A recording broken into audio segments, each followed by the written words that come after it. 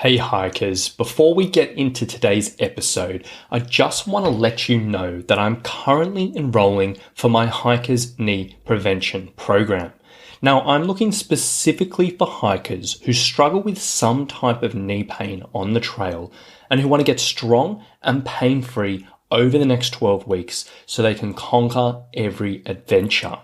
Now, whether you wanted to get started in December or set yourself up for a really strong start to 2021, I would absolutely love to hear from you. So with this in mind, this week's episodes are going to be themed around knee pain while hiking.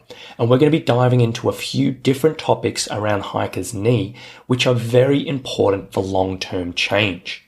Now, if you do struggle with this and you want to learn a little bit more about this program, please shoot me a message via Instagram, Facebook, or email me at rowan@summitstrength.com.au. From there, we can have a chat and see if or how I might be a good fit for your goals and if or how you might be a good fit for this particular program. Because life is too short to live in pain, and hiking is too much of a wonderful thing not to be enjoying every step of the way. So I really do hope to hear from you.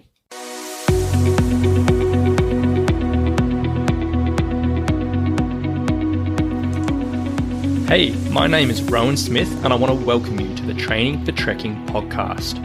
Now, this is the world's very first podcast which is entirely dedicated to helping you train, prepare and conquer your upcoming hike, trek or mountain adventure.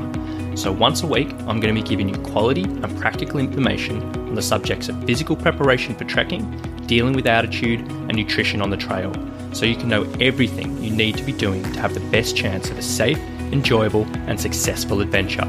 So now you know what you're in for. Let's get into today's episode. Alright, hello guys. Today we are talking through some specific areas a hiker needs to prepare for on the trail if they struggle with knee pain and if they want to get to the stage where they can pain-free hike in any situation. Now, the reason I want to talk about this today is because this is something that's come up quite a bit recently. And essentially there tends to be a massive gap in the world of getting someone pain-free in a normal environment and getting someone pain-free in a hiking environment. And it is something that I want to explore today. Now, when it comes down to it, hiking is a very unique sport with its own set of challenges and obstacles. And this is, why we love it. There's uphills, downhills, uneven terrain, beautiful scenery, all these unpredictable and crazy things we come across.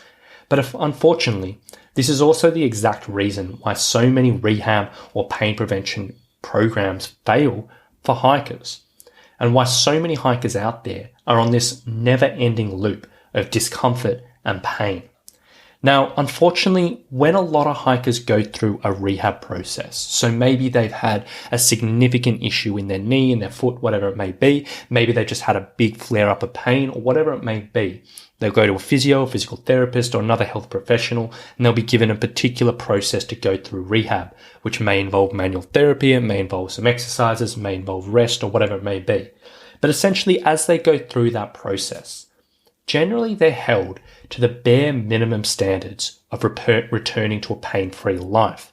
So in most scenarios when someone works with a health professional in this regards, unless this health professional is a hiker themselves or a trail runner or has some type of experience in this particular situation, they're given the bare minimum standards of returning to a pain-free life. So they're basically being told to rest. They're given a mixture of low-load exercises, so things like, some quarter squats, exercises with a band, some calf raises, a few stretches, yada, yada, yada. And then they're gradually recommended to get back into their walking. And basically, once the pain has died down, and then they can comfortably walk around again without too many issues, they'll generally ask the physio, look, I want to go out hiking. Can I do that? And the physio will be like, yeah, no, fine. You can walk around. You're not in pain. Go out, get on the trail, enjoy yourself. But what tends to happen?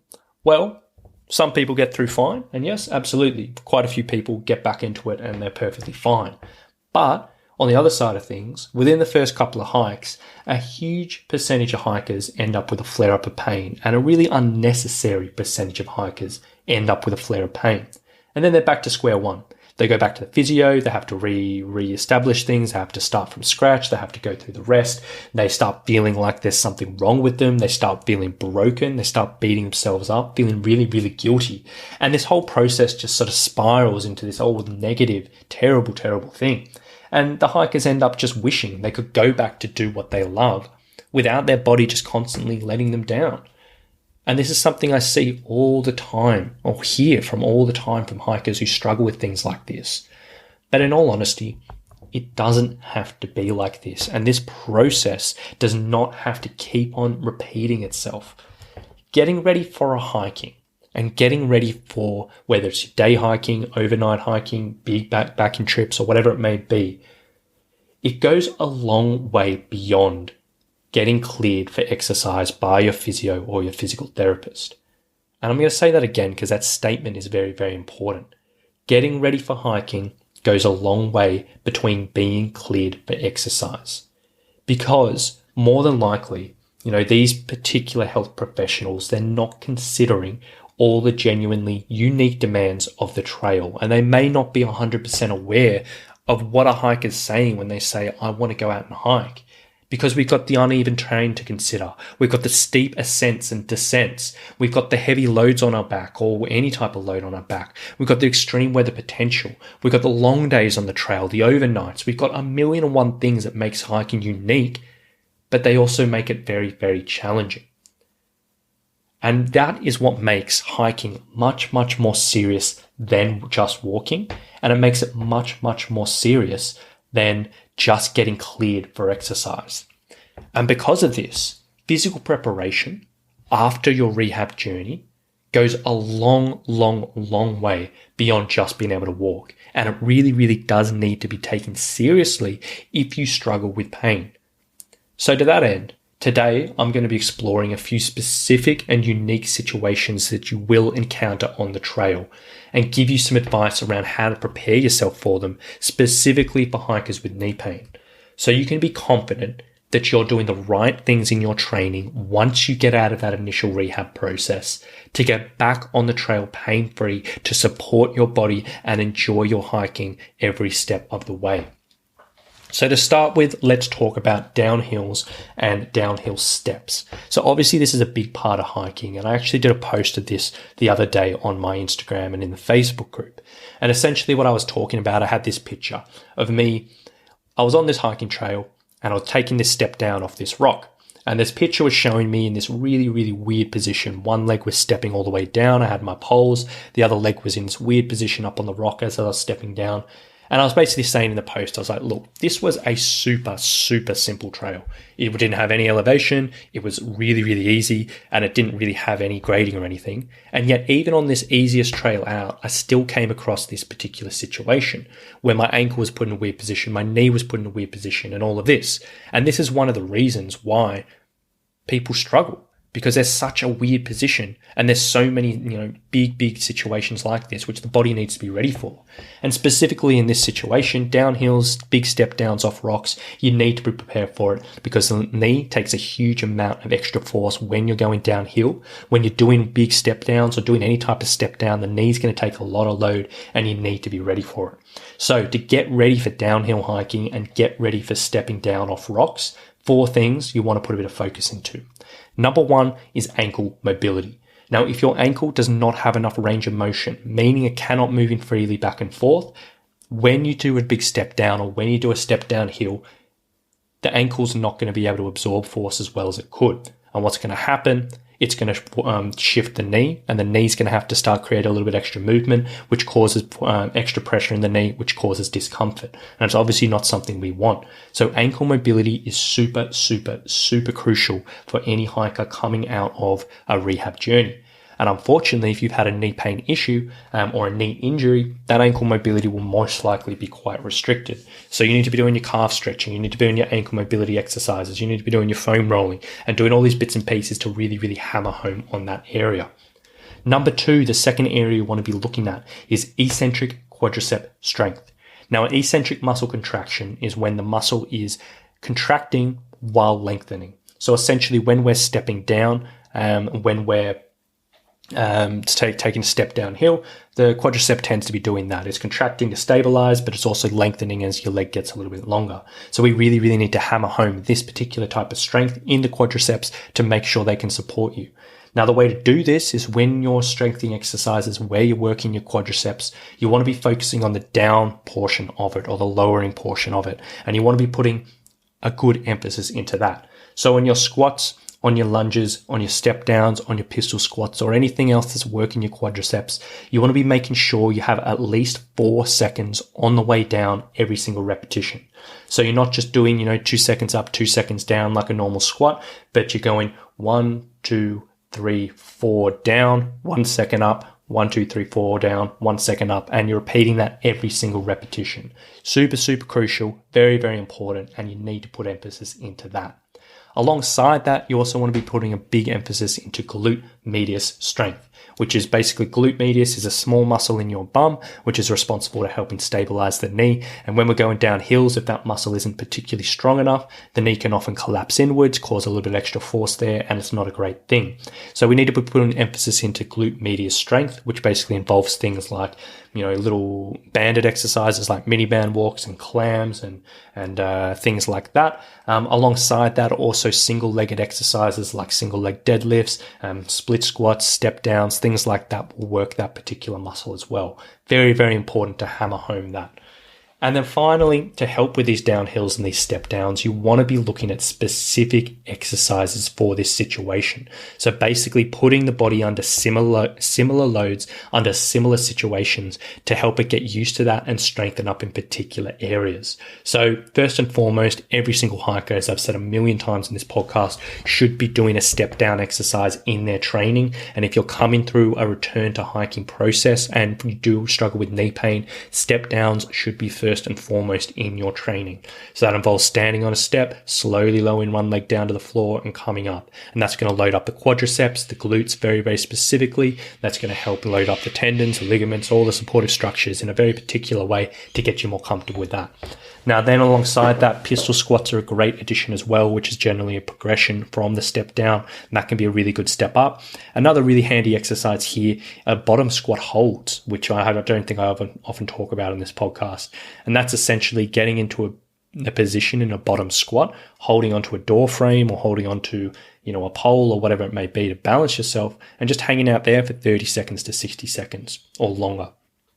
What that's going to be doing, helping ankle mobility, helping hip mobility, helping the body get used to that position. So when you're getting in the weird and wonderful positions of actually stepping down off a rock, your body is used to that and it won't be so uncomfortable.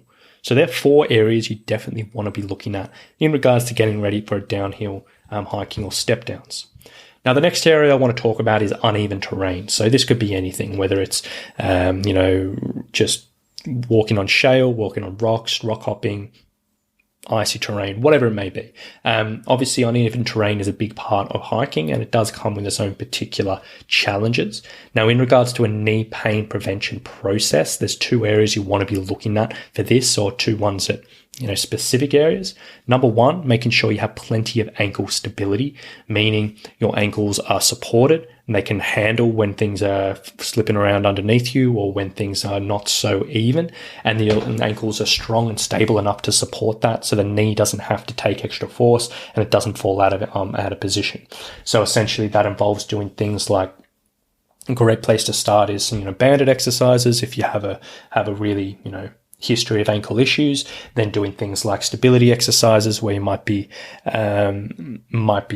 standing on a foam pad and passing around a kettlebell around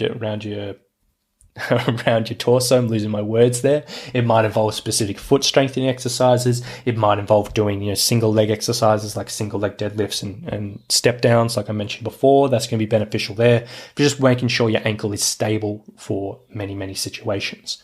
Alongside that, you want to be making sure your balance and your proprioception is up there and you are confident that you can balance in different situations. So doing a little bit of balance training to make sure the body knows where it is in space, make sure it can stabilize in certain situations, and making sure you are, in a good position that you can react to, things slipping out from under you. Now, the next area I want to talk about, which I don't think I've ever talked about in this podcast, is potholes, which is a big thing in hiking, just stepping in a hole or stepping in unexpected, depth. And that can be a big issue for people with knee pain, because generally we'll step in a pothole, hyperextend the knee, and that can cause a lot of pain, a lot of discomfort, and it's not a good thing. So 2 things you want to be focusing on here to make a change is, number 1, strengthen the hamstrings and strengthen the calves.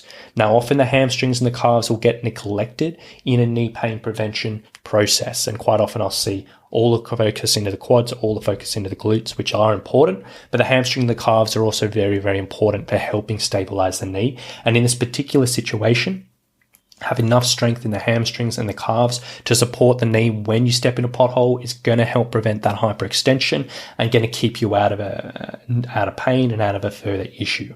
So making sure you strengthen up the hamstrings with things like single leg deadlifts, maybe some hamstring curls, maybe some Chinese planks or whatever it may be.